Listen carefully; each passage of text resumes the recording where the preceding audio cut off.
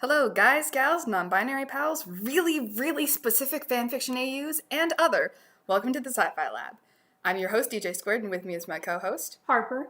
And our guest for the month, Karen Byers. And unfortunately, Kate Coker could not be with us this week. We wish her the best on whatever it is she's doing. She's at a conference in Los Angeles. Alright, I didn't remember this, but that's okay, because this week we're talking about, modern fandom etiquette. This is going to be your introduction to modern fandom and how to make yourself not look like a total noob.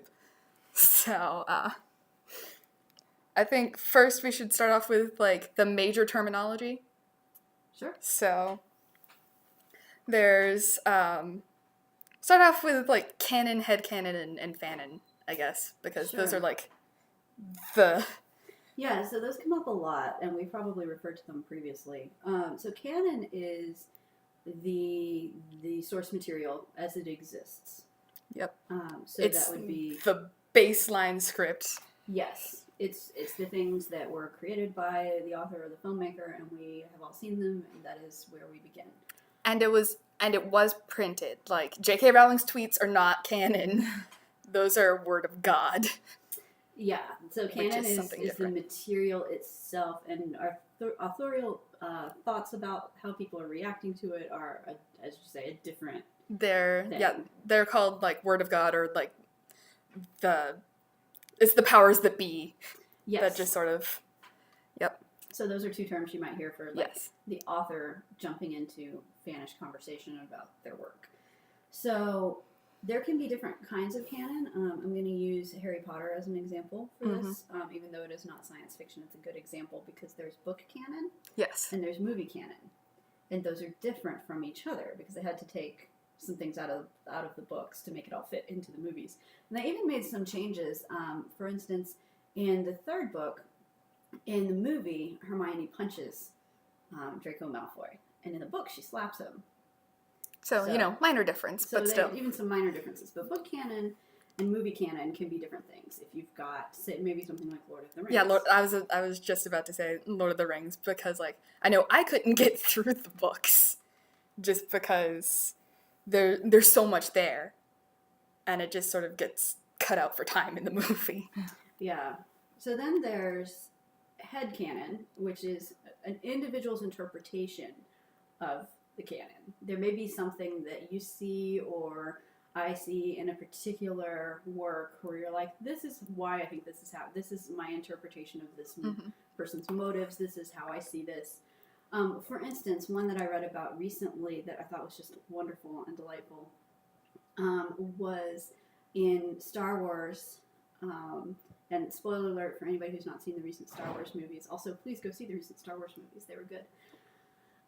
One of the reasons that Rey will not sell BB-8 for food supplies, even though she's obviously in a very subsistence position, is because it's true that her parents sold her off for drinking money, and she can't bear the thought of doing the same thing to someone else, because BB-8's very much a person. Yeah. I mean, all the droids are people. Yeah, very much. Just some of them are more spherical than others. Right, a small spherical person in the Star Wars world. So it's an individual interpretation that helps to kind of explain how people interact with the text. And, headcanons, I think I saw this post on Tumblr where it's headcanons come in 4 different flavors. It's what you think is actually happening based on canon evidence, what you think could happen, what would be funny, or what would be tragic. Because some people are angst machines, and we'll get to angst a bit later. Yeah, this was clearly an angsty one. Yes. Very poignant. Yes. In that case. And then fanon is sort of what headcanons grow up to be if they're lucky, where they're sort of widely agreed upon things in a particular fandom that X is always true as about a character with regards to character traits, or some unofficial... Or world building. Yeah, or conventions something that you would see in fanfic, for example, or that might be reflected in art or videos. Or just sort of agreed upon things like, oh yes, this is what's true about this world, even though it's never explicitly stated in the canon.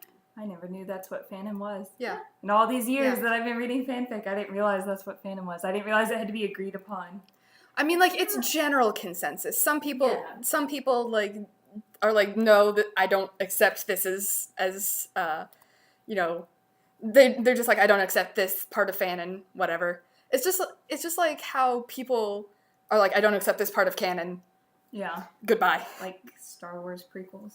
It's a consensus. It's not like they took a vote exactly. Yeah. Right. It's just one of those things that, like, it just keeps cropping up over and over and over again. So, like, characters' favorite foods, maybe. Like, the John Watson drinking his weight in tea every single fan fiction. That would be a good example of something that's been agreed upon. That just happens. Also, like, AU fanon, like Harry Potter AU fanon, where, like, these characters are always in this specific house or something. So that's how those three things they sort of, yeah. And some people get a bit militant about their headcanons. Please don't be one of these people who are just like, my headcanon is the only true. Yeah, in general, being militant about your stance on things is not gonna work real well. Fandom prides itself on being accepting, and very much is. And in fact, sometimes that can create its own problems. But we'll talk about that. Yeah, we're gonna get into that a little bit later. So right around the time that Serenity came out, that was really a fan-driven film, because what happened is the show was canceled, and they were like, okay, well, there you go. And fans were like, no, we want more. This is great. And that's how the movie got made. They noped it back into existence. They noped it into a new kind of existence, actually. Yeah. A movie of what was essentially probably going to be season 2. Mm-hmm. And then, whatever of season 1 we didn't get that they could cram in there. And what that meant is that because some people were very militant about, like, this needs to exist, they were also very militant about, and my interpretation of how it exists, my interpretation of what this is and what it should be, and how other people react to it, is the one true way to think about things. And that ends up being a problem. Yeah, it does. I have seen some things. Yeah, so in general, a live and let live kind of attitude is a part of fandom. And as we have been saying this entire series, there are no good fandoms, only well-curated fandom experiences. People will behave badly in any form. Like, that's nowhere is exempt. Yeah. People are people, and people are terrible. Yep. So they can be, for sure. And people are weird. Yes. The fandoms there's that too. Also can be very weird. Also true. Yes. But that's not bad. No. Sometimes it's not bad. If you're a noob, it's somewhat shocking sometimes. Yeah, if you're completely new and you're just kind of going in, hope that you don't accidentally end up in the deep end.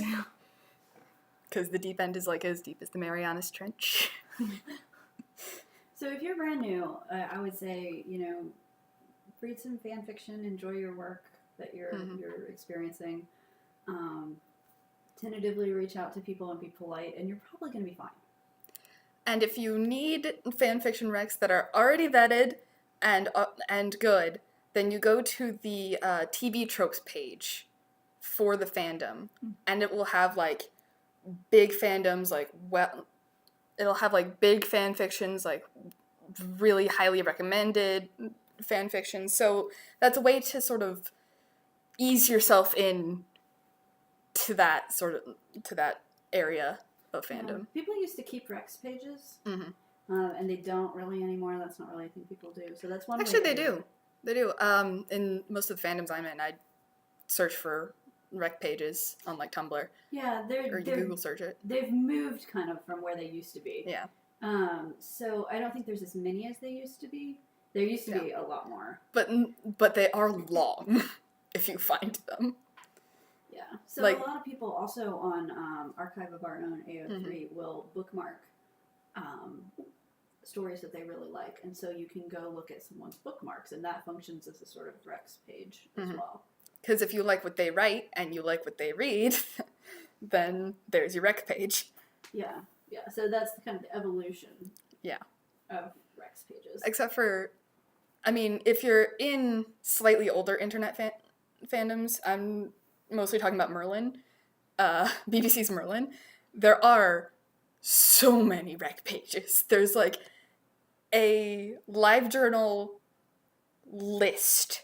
Like, it's a list of rec pages that you just go to. Yeah, that's true. So some things, as they are newer, the Rex pages appear in different formats. But, like, recommending fanfiction is definitely something that has been part of the whole experience. It just, its formatting changes over time. It's like, hey, I like a thing. Would you like this thing? Would you also like to try it? Much that, like, You're this like, is great and I like it, and I think other people should like it too. You're or like have the opportunity to like it. Like a drug dealer. You're like, hey kid, you want some fanfiction? You've got this like trench coat. It's full of like paper. Everyone I tried to get to read fanfiction wouldn't do it. They didn't make it. They like read one and couldn't do it anymore. I have not successfully pushed it on anyone. I have. It's all about choosing the starting fanfiction correctly. That's really true, which brings us to another thing. Bad fic is a term that comes up. And it can be written intentionally to be bad. Yes, it's so great. But it's also, which is part of another science fiction sort of tradition of like taking the stereotypes and turning them into sometimes a really creative story, and sometimes like we're just gonna dig into these. Like, here's the barbarian crossing the desert plains, you know, on his way to whatever it is barbarians do, and you know, like Conan kind of sorts of things. So bad fic can be an insult, or it can be sort of a deliberate choice. Is this synonymous? Yes, thank you. With crack fic? No. Is that different? No, crack is fic, different. Yeah, crack fic. I mean, crack fic can be bad fic, but they're not mutually exclusive. They are not mutually Okay, exclusive. okay. Talking about. I have read some very good crack fic, because that's when you take something that's so completely improbable and implausible, and you just like you run with it. You're like, I don't even care. I'm gonna write it anyway. I'm gonna write it anyway. And they can be really fun. Yeah, It's so great and very comical. Mm-hmm. Very comical. Yeah, a lot of times it's like, what if I took all of the kids from Harry Potter and instead they were the Scooby Gang and Scooby-Doo. Exactly. Like, things like that. Oh my gosh. So that moves well into the next thing I wanted to talk about, which was like the different types of fan fiction and how those sort of tags evolved, because like we have crack, we talked about angst, which is, you know, everybody is in emotional pain all the time. And that's your warning up front that things are going to be hard for these characters. If you wanted to read a happy story, this is not for you. It may have a happy ending. That angst with a happy ending is a different tag. Ah. Well, see, that's interesting, because you're thinking of it sounds like in terms of AO3 tags. Yeah. Okay. I mean, like... I'm thinking of it from an older perspective, where an warning for angst used to be a thing people would warn for, didn't necessarily preclude a happy ending. Yeah. But you didn't know at that point. You just I mean, read it and find out. sometimes people do write, like, they just tag it angst, but it does have a happy ending. Mm-hmm. But lots of people like to tag angst with a happy ending just so you're aware. Like, if you want that catharsis, then... and angst is usually, like, emotional pain. Like, if you want physical pain, that's womp. That's true. If somebody genuinely gets physically hurt, which also leads And, us like, into a lot. Like, very physically hurt. That leads us into the hurt comfort trope of fan fiction, which goes something like somebody gets hurt, physically or emotionally, and then someone else, usually the character who they should be with but they're not, and comforts them in various ways. And then feelings. And also maybe sex. And feelings ensue. Yes. It's an opportunity a lot of times for a character to realize that they had feelings for the one who got hurt. Yeah. Or to say, oh, life is short, I shouldn't be hiding my feelings for you anymore. So it's a sort of catalyst for feelings. Yeah. It's like in romance novels or like dramas and stuff where one of the characters gets like amnesia or in a car wreck or, you know, coma. That happens a lot. I don't know what it is about amnesia. I don't like amnesia fic is the thing, but there's so much of it. It's hard to do well. Yeah. But, and the last sort of two main categories of fanfiction are smut and fluff, which I adore fluff, which is just, it's this fanfiction that just gives you a warm feeling. Like, everything is cute and nothing hurts.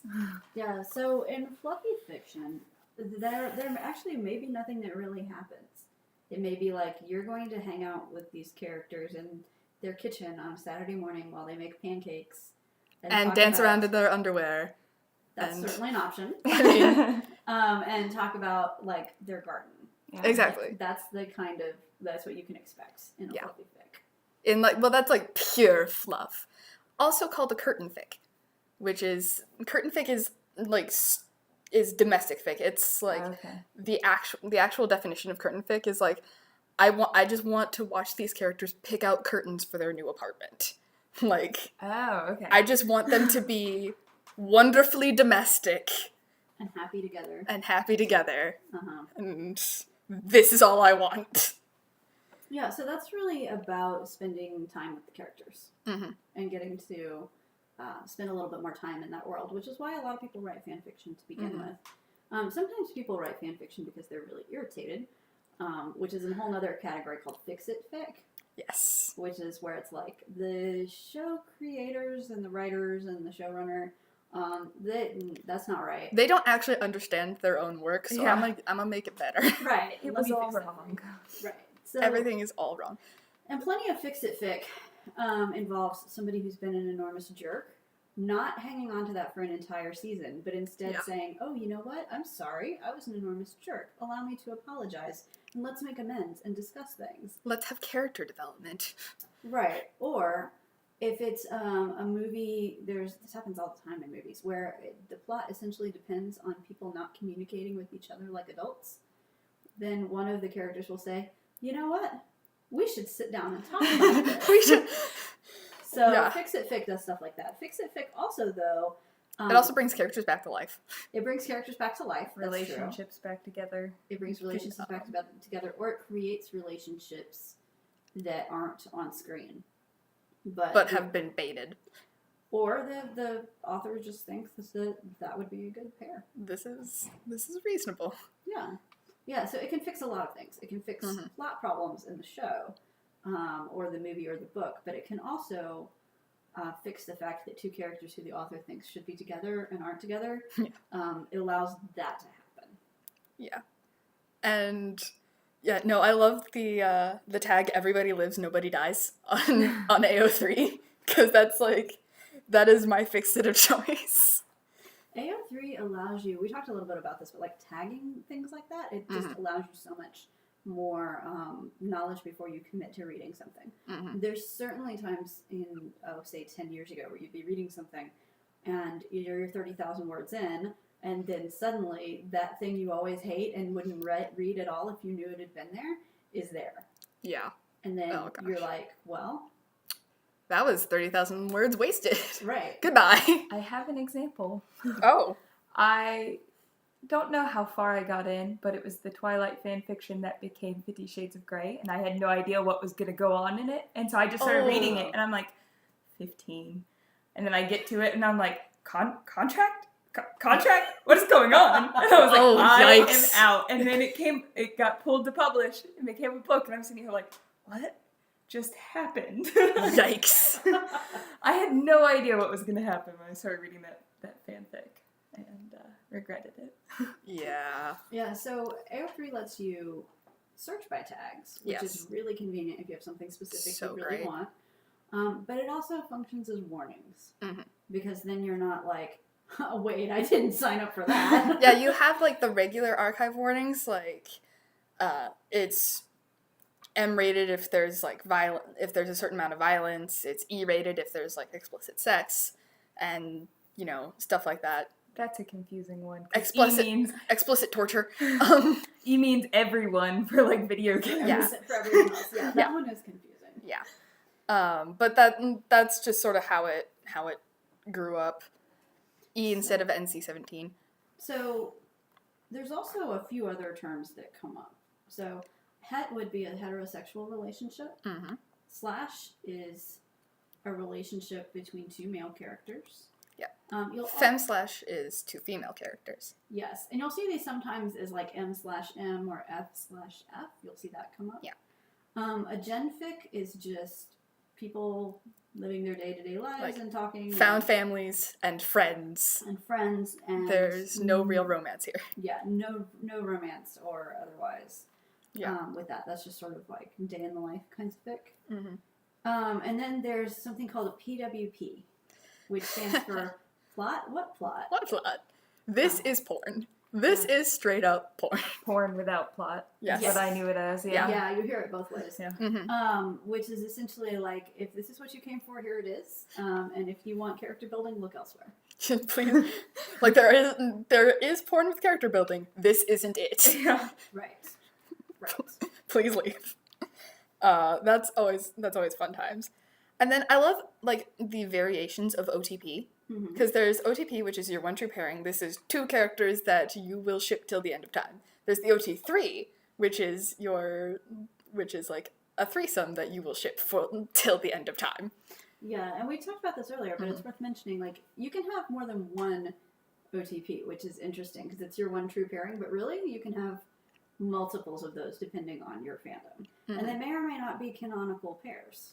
Yeah. I mean, that can depend entirely. Like, that's depending on you. So. Yes, and so you were talking about shipping, and I think that's worth talking about too, because it's a noun and a verb. Yes. It stands for relationship, and so that can be, so you can talk about your ship is, say, Han and Leia. Yeah. Which is a canonical ship. Yes. But a lot of people are very, very into that, which is great. And then you can also say that you are shipping Han and Leia, for example. So it's a noun, it's a verb. It's a thing that people fight about. Fandom really likes to turn their nouns into verbs. That's true. Although I will say generally that's something that like humanity we've moved does. more towards linguistically. Which is fun times. Googling. Yeah. That's true. Yeah. That's true. I mean, some 10 years ago, you could say, I remember I was watching an episode of Buffy the Vampire Slayer, and Willow says to Xander, "Did you Google her?" And he says, "Willow, she's 17. And that's not a joke that's funny anymore. Yeah. But that was in the early days of using Google as a verb. So yeah, that's fun times. And there's also like the no TP, which is like everybody else ships it, but you're just like, why? Why would you do this? Yep. That's when the no TPs, like there's like the no TPs where it's just like, you don't understand this, you don't like this, please get this out of my face. And then there's the nah TPs, where you don't have like you're not like super against it, but you don't really understand it. I have a lot of those. So you're just like, nah. Doesn't appeal, but have fun. Yeah. Sure, go for it. It's not my thing, but it's not like illegal. Right. Like some people's pedophilia ships. Right, so that brings up a thing that is worth discussing, which is that generally fandom, the approach is, like, if you used to see this back when people would put headers in their fan fiction. People would say, don't like it, don't read it. Yeah. So, like, if you're not into what I've said this is about, or these characters, or this relationship, feel free to pass on by and go read something else. You don't need to read it and tell me you hated it. Yeah. Which fits in with a broader kind of theme about how people, the fanish etiquette around commenting, which is that if you don't have anything nice to say, please feel free not to say anything at all. In fact, really don't say anything at all. Oh, please don't. Right. So don't comment just to tell people you don't like things. Don't provide constructive criticism unless you've been asked. And generally, if you can just comment and say, thank you, I enjoyed reading this, and like that's fine. plenty. That's fine. If you want to gush about it and you are really excited and you loved everything about it and you want to tell the person who wrote it specifically what you liked, that's great too. Yeah. But generally it's considered appropriate and polite if you read something and didn't enjoy it to just keep that to yourself. And also, if you're reading a work in progress and want to leave a comment, please do not leave the comment, where's the rest of it, or are you continuing this, or please write more. Right. That's all the comments. Because that is literally the worst way to get the author to write more. It's true. And I mean, you don't see this as much anymore, but in the past, you would occasionally get authors behaving badly, fan authors behaving badly, as opposed to professional authors behaving badly. Yeah. Fan authors who are like, well, I only got like 10 comments on the last section, so I'm not posting the next one until I get more. Oh, yeah, I know, like... I mean, that's generally been frowned upon. Like, yeah. You don't hold your work hostage for attention. Yeah. Mm-hmm. But it does happen. It can still happen yeah. from time to time. Yeah, that was... I've seen that happen a few times back when I was still reading things on fanfiction.net. Yeah. Yeah, it doesn't tend to go over well. No. Yeah, it turns me off of a fic. I'll just stop reading it. Yeah, if I don't like the on. author's attitude, I'm just like, well, you lost a reader, unsubscribed. Yeah, exactly. So speaking of comments, that brings up an interesting conversation that's going on right now. And this is specifically something that AO3 has enabled to happen because they've developed a different way of interacting with fics. It used to be that you'd read it and you could either comment or not comment. Like, those were your choices. And you could comment previously by email. You could email the author and tell them you liked it. Places like fanfiction.net and LiveJournal on AO3 allow you to leave a comment as part of their system, of their platform. And AO3 developed this new innovation with Kudos, which is essentially a like button. So you can get to the bottom of the fiction that you're reading, you can hit the like button, which is the Kudos button, and it will list all the people who are logged in if you have an AO3 account, and then guests who left Kudos. And some authors feel that this keeps them from receiving as many comments as they would, and that a Kudos like button sort of validation is not as meaningful as people who actually say, thanks, this was great, I enjoyed reading it, it brightened my day, I thought you did a good job with characterization, or whatever else. So some people are like, we don't need this, we should get rid of it, and people can comment or not comment. And some people are like, I like having that option because maybe I didn't really have anything to say, but it lets me just acknowledge that I enjoyed reading this without having to just type a very plain sort of comment. Yeah. I know that was, like, I always really like when I get the email notification, like, hey, you got a Kudos on this work. And I'm just like, yay, somebody liked my work. Like, I would like comments, but at least having that acknowledgement, like, somebody read my stuff and liked it. Can't you search by top, like, the most Kudos? Yeah. You can. Because that's what I always did to find fics when I was starting off on a new website. Like, fanfic.net, it was the most comments or the most views. I can't remember what it was. I think fanfiction has a like button now. It's been so long since I've used fanfic. I haven't looked at it. I don't remember. Yeah. I mean, when Fandom moved to AO3, I just... Yeah, I moved with it. Yeah. Yeah, because I mean, I'm a reader, I'm not a writer. All of my writing is academic because I'm very much an ACA fan. So I'm going to go where most people are writing. That's what makes sense for the kind of engagement I have. I do both, but AO3 is just cleaner. I just like it better. It is. So that's a current conversation. Like, is a Kudos as good as a comment? And if it isn't, should we keep it anyway? So as I understand it, AO3 is looking into that right now and trying to make some decisions. And there are people who feel very strongly on both sides of that. If you go poking around on the internet a bit, there's plenty to see about that conversation. Yeah. I think it's worth keeping around because there are a lot of people who just absolutely aren't going to comment, even if they like it. That's true. And having that sort of anonymous type of, interaction, with a work, I think is a nice thing to have. Yep. Yeah. One thing I have a question about, and I don't know the answer to this, is if, considering it was part of AO3, has been part of AO3 for quite a while now, if that's something that can really be, like, retrofitted back out. I have questions, but I don't know. It could be.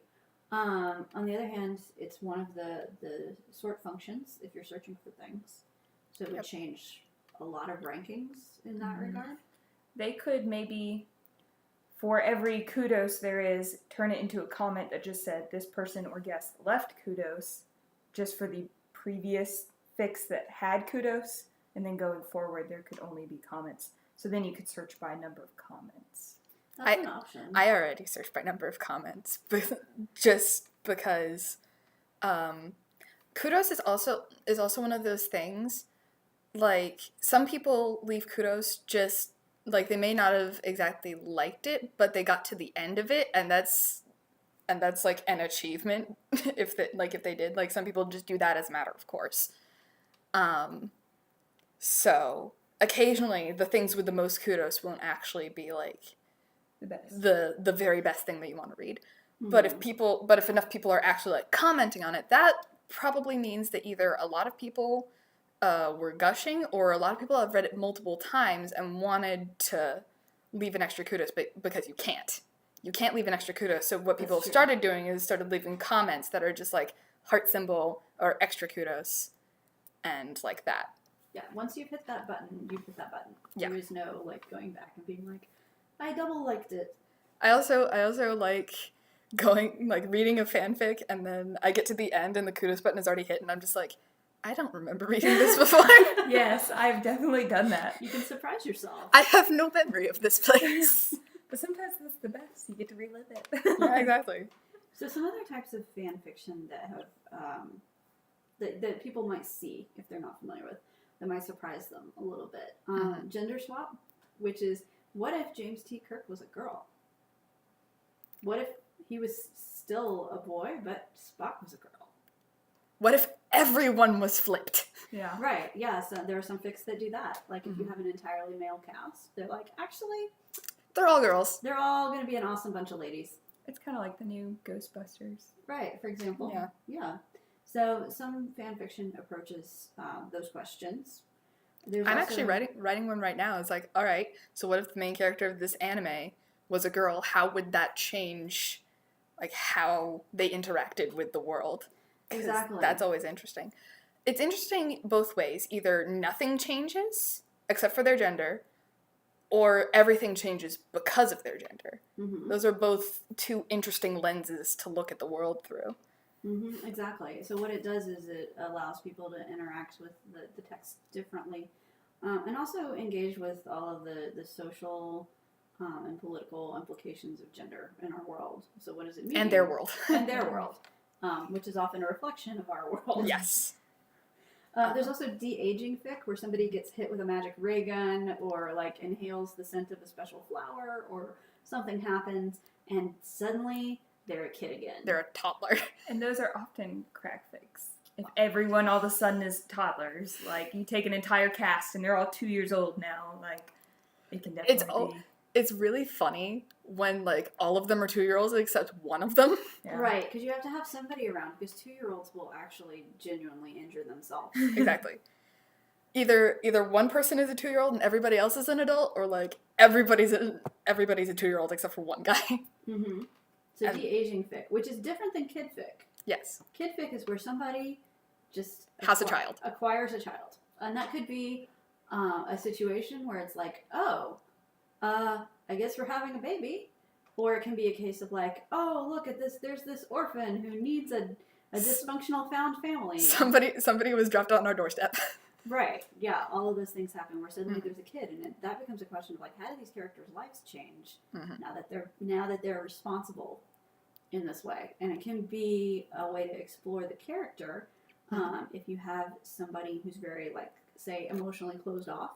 It can be a way of making them kind of open up and be more empathetic, because they have to be for the sake of the kid.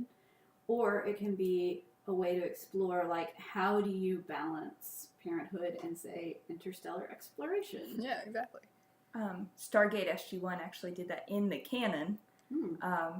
Sam Carter, who was captain, then major, then general, and went through all the different ranks, but she found an orphan child on a planet that had been wiped out by disease, and takes the child back to Earth with her, and is considering adopting her, and can't decide between her military career and being a single mom. And so then a doctor who works at the base adopts the girl, and you get to see her grow up through the series. But some of the fanfics were Fix-It, Kid Fix, where Sam Carter actually had adopted Cassandra was her name. So that was interesting because it was like Fix-It, Kid Fix. Yeah.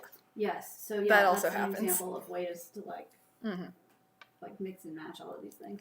There's dark fic, which is like there's nothing happy or good here. Everything is truly terrible. Yeah. Like the characters are terrible, the world's terrible.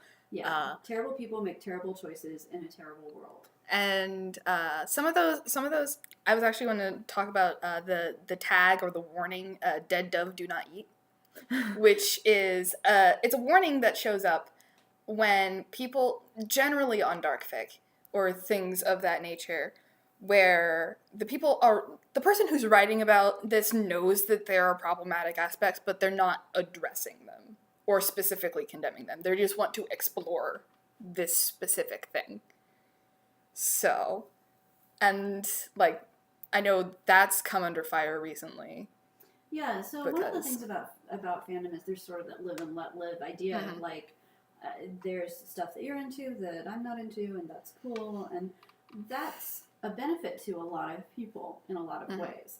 However, it also can promote and continue to propagate real issues, like racism is an easy example to point at. Yeah. So there's this idea of like, don't judge or criticize other people's ships or other people's fic, but then you end up with situations where people are writing really, truly, deeply problematic stuff. So then what? And that's kind of where things are. So then what? And I got nothing. Right. So that's when we run into the fact that fandom reflects the culture that we all live in. Yep. And that it's not actually very helpful to say, well, I just won't judge your like incredibly problematic thing. I'm not going to interrogate that because whatever you're into is cool if it's different than what I'm into. The thing that fandom I think is trying to negotiate right now is where are those lines? Yeah. Like where are those boundaries?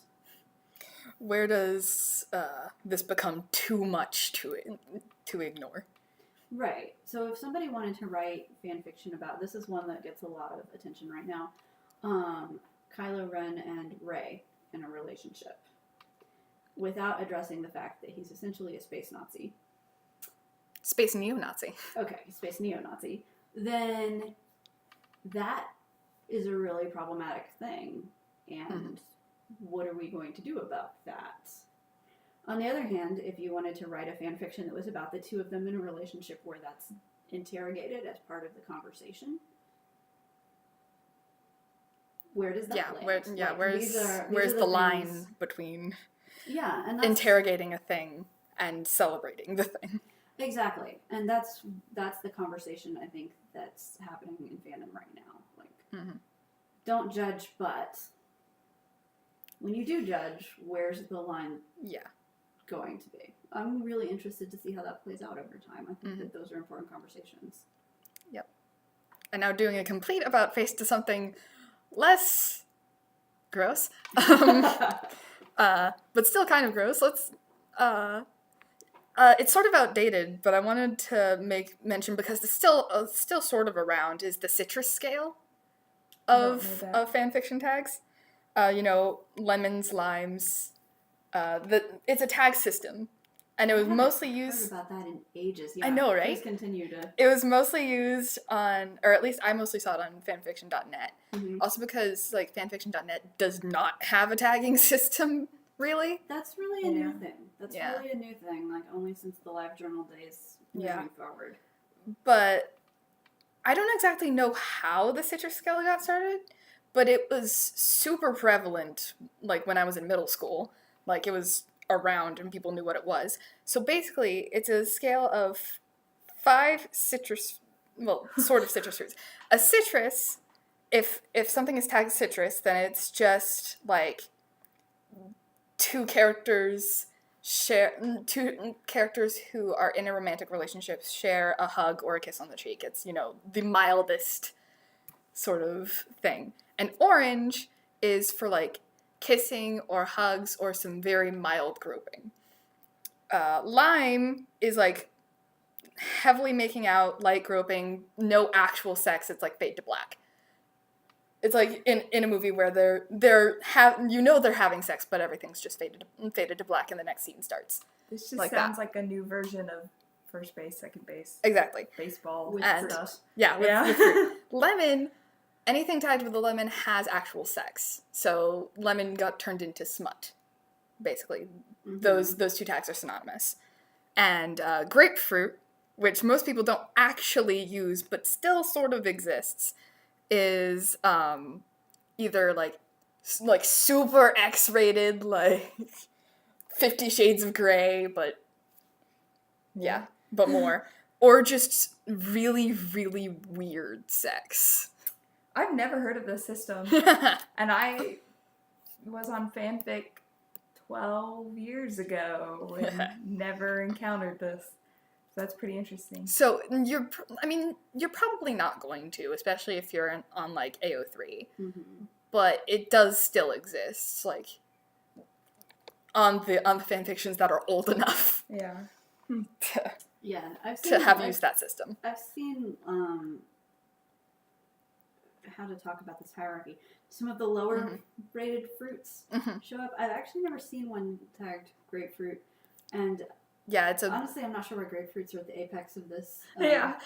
This hierarchy. But okay, If it's based on sourness, like, grapefruits aren't the most sour. grapefruit is specifically for like weird stuff. Okay, grapefruits are weird, so yeah, I get it. I guess what I'm trying to say is I've not seen the. I don't fully comprehend the logic of how which fruit got assigned to which category. I have think no idea. That's just a thing you just accept. That's just it's just a thing. It's just one of those things that you're just like, all right, accept it and go. Yes. Which is a lot of things in fandom. I'm trying to figure out how, if life gives you lemons, you make lemonade fits into this. If life gives you lemons, you write moderately explicit fanfiction. Yeah. Apparently. Yeah. And so yeah, like there's a bunch of things in fandom that you're just like, okay, that's a norm. We're just gonna let that go. You do you. So yeah, the tag system in AO3 is evolving, so that it's creating its own kinds of warnings that are explicit and understood within that context.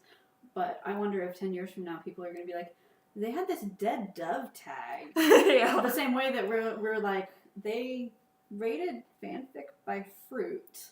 Yeah. I think the fruit was also to get around the like fanfiction.net censors back when they were like deleting all M-rated stuff. Right, because they did that twice. See, the dead dove thing is a reference to Arrested Development. So for them to understand the tag, they would have to have watched the show. Because there's a magician, and he writes, dead dove, do not eat. And there's a dead dove inside, and his brother opens it up and goes, I don't know what I expected. And that's where that comes from. Yeah. So. See, I didn't know that, but I've come across the tag enough times that I like Googled it, and it was on Fanlore. Yeah. So. Which, that's a good time to mention the Fanlore wiki, which is great. It's going to have information on all the stuff that we talked about. Yeah. Fanlore's good. Urban Dictionary Also for some of these. Even the TV Tropes website is pretty good. Yeah, TV Tropes is good. Yeah. I'd say if you're going to dive in anywhere, though, to begin, Fanlore's a good spot. Yeah, Fanlore's good. I love all of the wikis. Everybody who runs a wiki or creates a wiki for anything, because they pop up like overnight. Kudos to them. Yeah. Yes, that's really true. Yeah, like a show starts and suddenly there's a wiki for it. Yeah. Ta-da. They just pop up. They're just like bunnies. They just keep coming. And so we're gonna go back a bit to Fanon, because ship names are definitely like a Fanon thing. Like you don't like they're just sort of accepted. Like Spurk. Yeah, so that's a newer way to do it. It used to be that you'd put the two characters' names with a slash in between, indicating that this is a romantic and or sexual relationship. And the more modern way to do it is you squish their names together. Yes. Following specific rules. Yes. Which I'm going to start rambling about because It's very interesting. So there are like 4 basic rules for naming ships. You take the first way to do it is you take 2 characters' names, and if they share a common letter, then that's where you that's where you cut off one name and start the other. Like if you have, like in Teen Wolf, there's 2 girls, Allison and Lydia. Their ship name is Alydia because the L is the same. And if they do not share the same letter, then the character who has the most consonants at the beginning of their name goes first. Their name goes first. So like Spock and Kirk is Spirk because Spock has more consonants at the beginning of the name than Kirk does. So if I give you 2 names, can you come up with a ship name for me? Probably.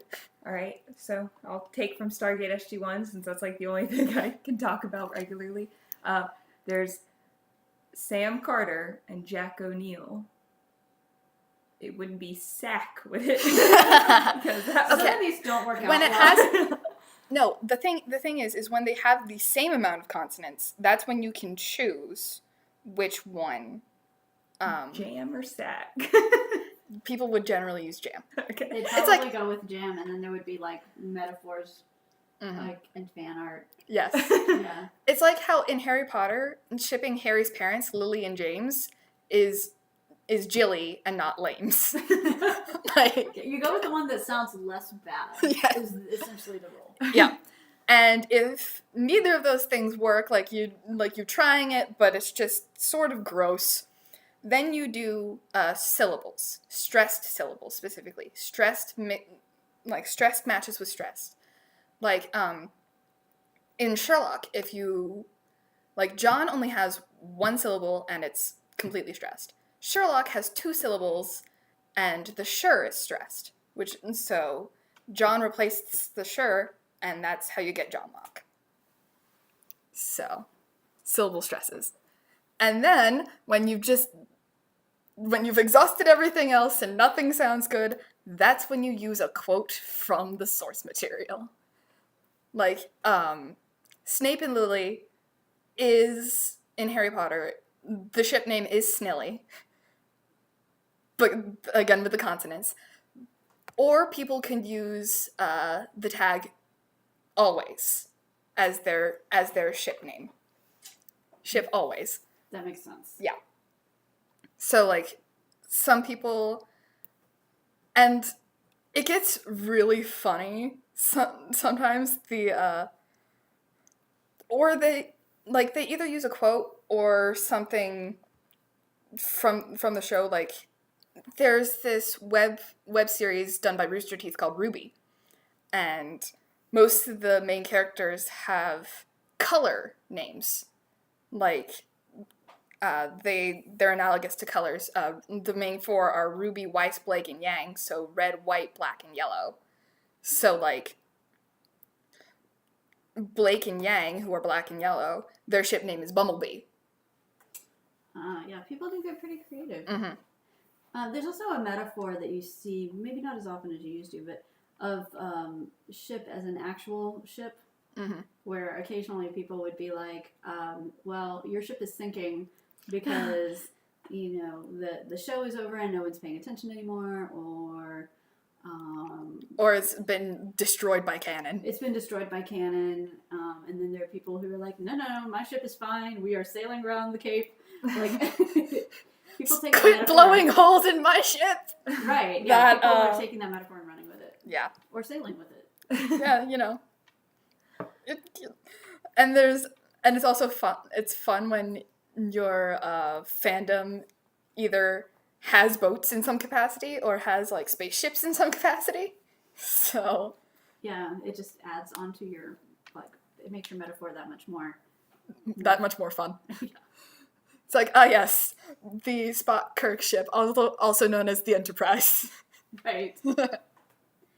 So, generally we've talked about behaving well in fandom, which has to do mostly with, being polite, but also, don't give criticism when it's not requested.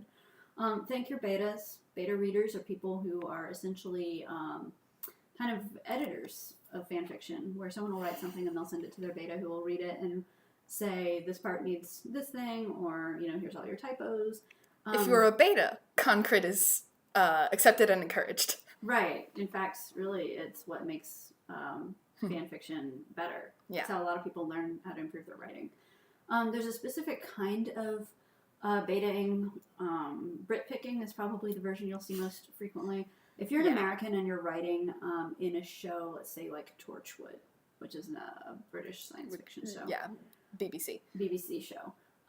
As an American, the writing that you do will probably be in American English, and it will probably have enough American English in it that you will get little things wrong.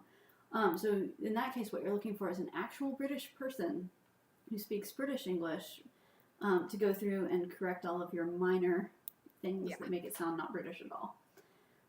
But it's important to thank your betas, which people do enthusiastically, and those are really good relationships that people develop in fandom over time. A couple of other things. Generally, unless somebody is asking you to provide some sort of thoughts on their writing, it's not a good idea to just contact them and be like, so here's what I think. Even if it's not specifically concrete about a specific piece.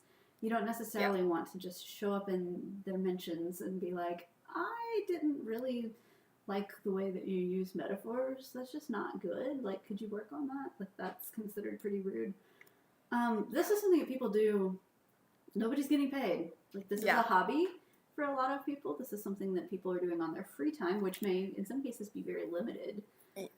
So, understanding that what they're doing is mostly something that's a way to contribute to the fandom, a way to share enthusiasm. Essentially, it's about the love of the source material. Then, and if you look at it from that perspective, showing up just to tell somebody you think that they're doing it wrong is as rude as it seems in fandom. It's like if somebody was sitting next to you while you were playing your favorite video game and like critiquing how you're playing your favorite video game. That's not fun, and right. And you might like stop playing as a result. Like if they're always sitting beside you while you're playing the game, then and when these rules are not observed, these sort of etiquette and niceties are not observed, fandom as a whole is not interested in that. So a couple of examples that come to mind.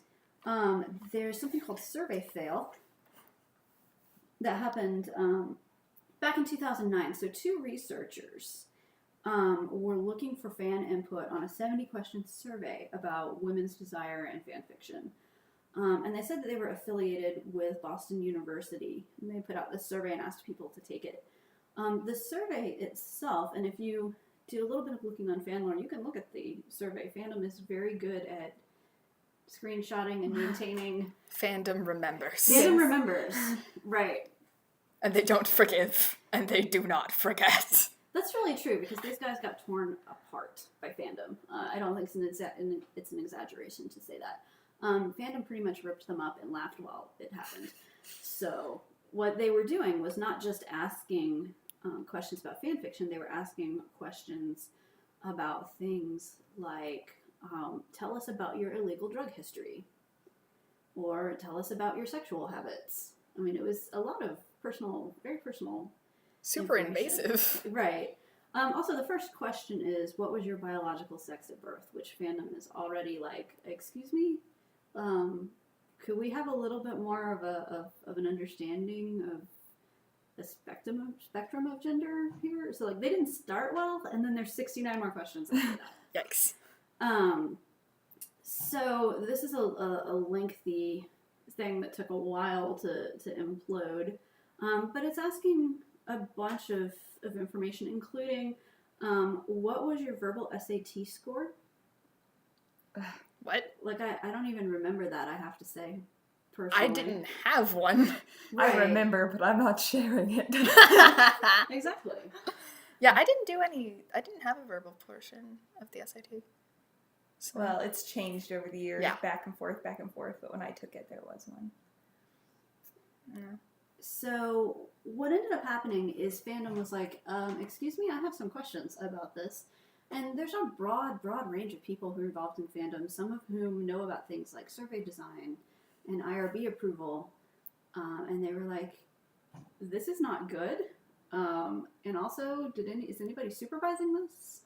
So essentially Fandom was like, no, we are not participating in this. You do not get to just show up and violate all the norms and not be a part of us and study us like we're chimpanzees.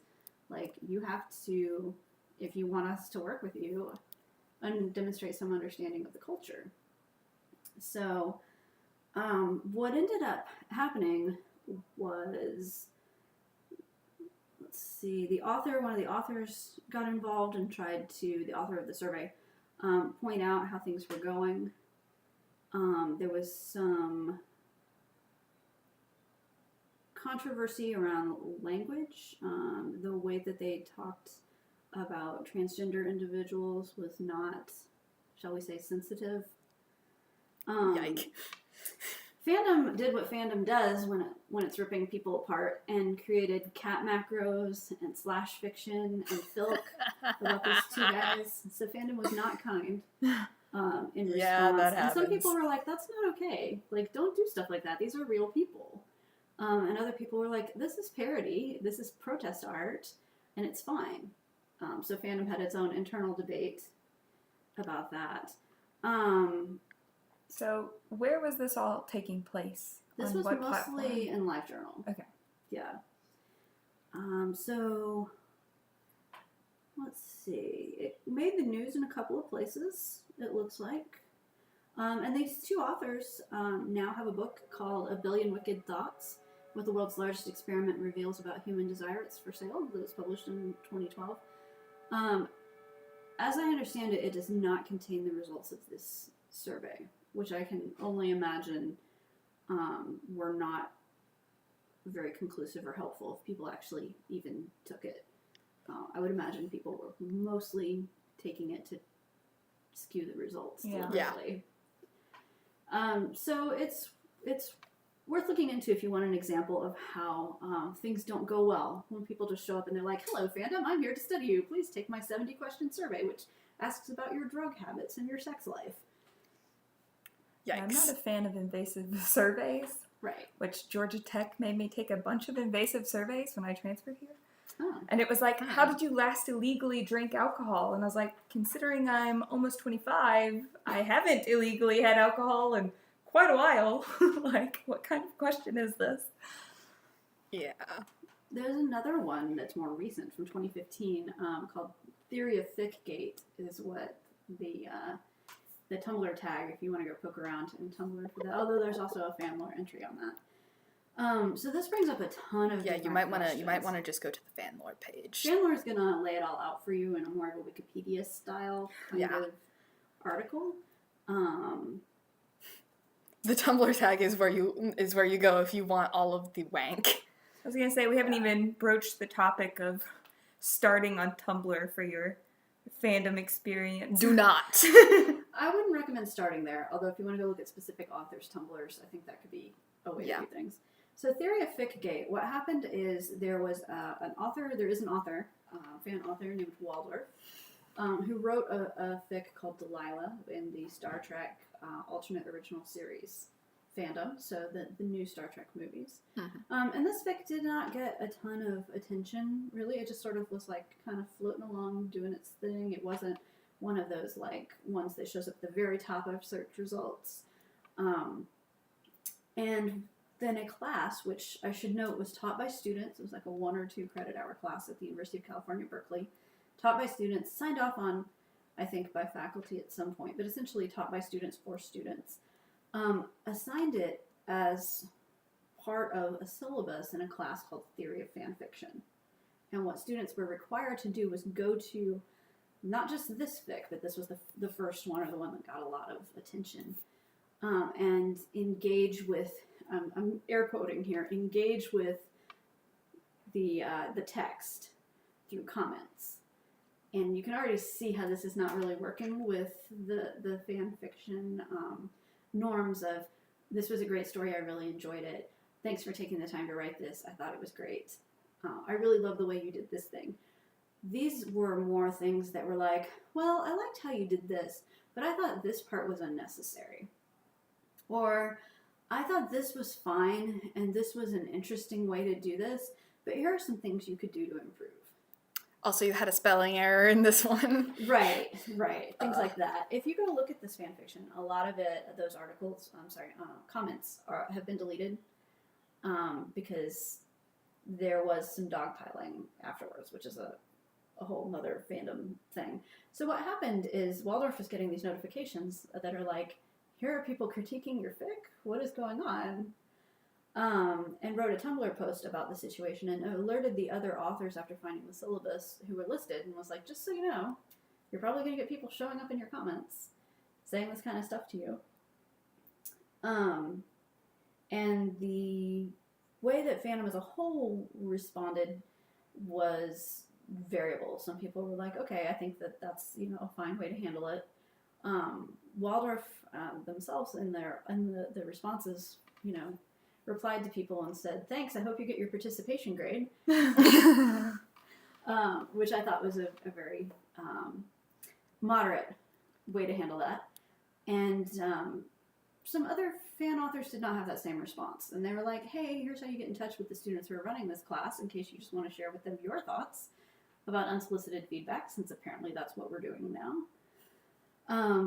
One of the teachers, one of the students who was instructing this class got in touch and apologized, and they changed the class in response to this, where people would no longer be engaging with fan fiction in this way. And that's essentially the way that it ended. There has been some thoughts here about what this means for fandom in terms of visibility. Like, people tend to, even though it's on the internet, people often tend to feel like their fan fiction isn't publicly findable or widely available. Just in their own little world. Yeah. Cultural norms about feedback. Who should read fan fiction? Should it be an academic thing that's taught and discussed? I mean, it kind of brings up that question, and I would say the answer is absolutely yes, but by people who have some experience and training and etiquette and knowledge.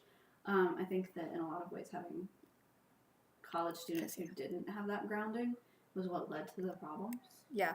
Like, it would probably be a different story if the class about fandom took the time to initially, inundate them with, this is fandom etiquette, this is how they do this. They could play these podcasts, teach their students. Yes, exactly. And so here are the major pitfalls that you should probably avoid. Right. So fandom tends to be a welcoming place. There's nothing wrong with identifying yourself as somebody who's new. But there's also an expectation that you're going to figure out what the rules are and you're going to abide by them. And there's a difference between, hi, I'm new and I didn't know what I was doing, and I don't care to learn. Right. Or I didn't do my homework and now I've sent, a bunch of people to your fan fiction to critique your spelling. Yeah.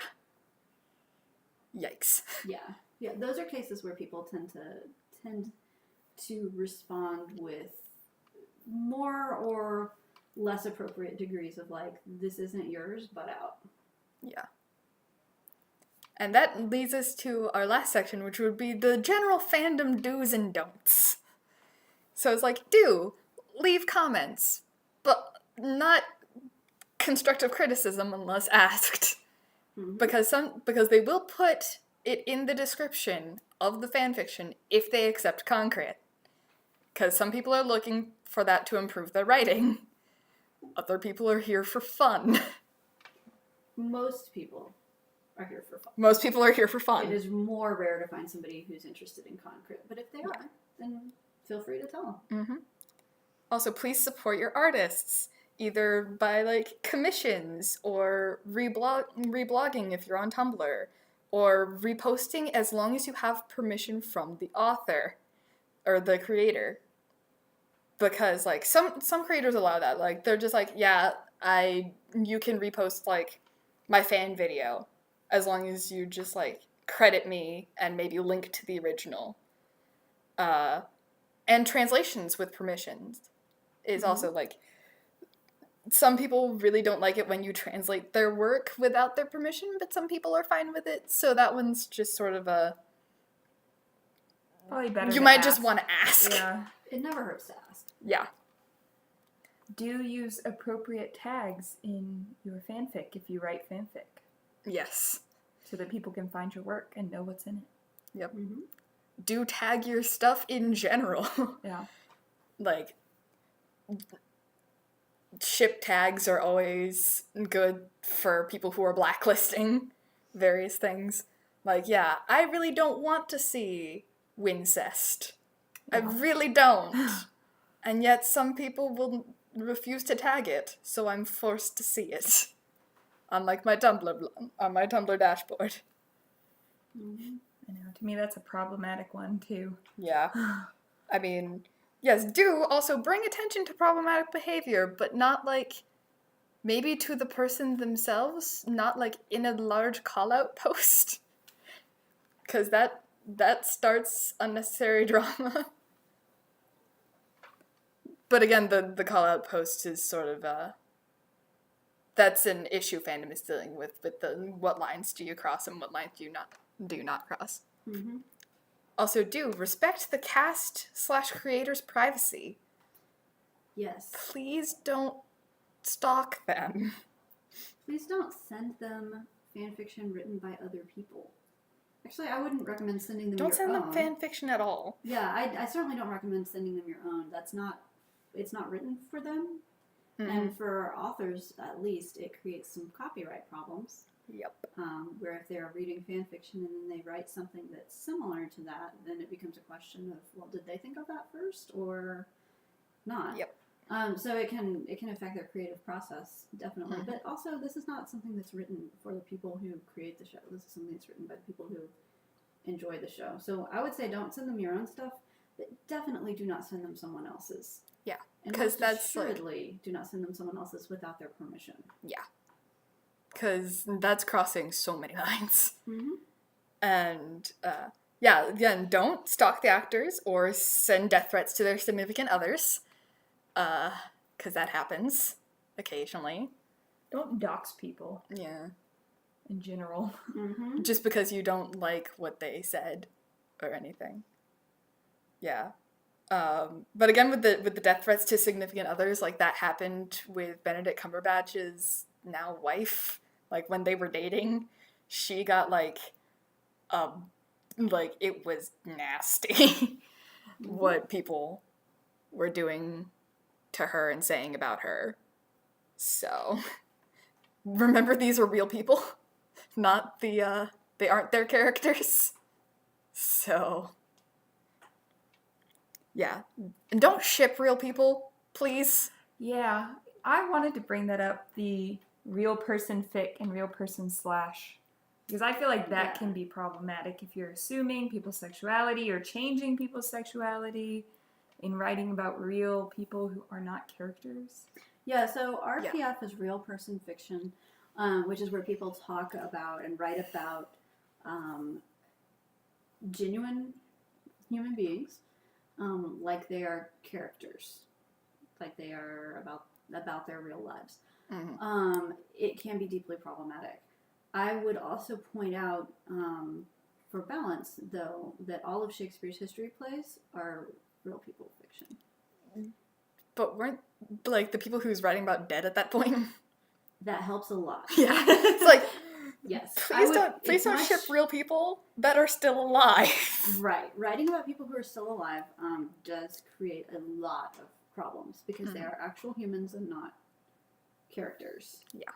So, but it's something that there's a long-standing literary tradition of doing, particularly for people who are dead.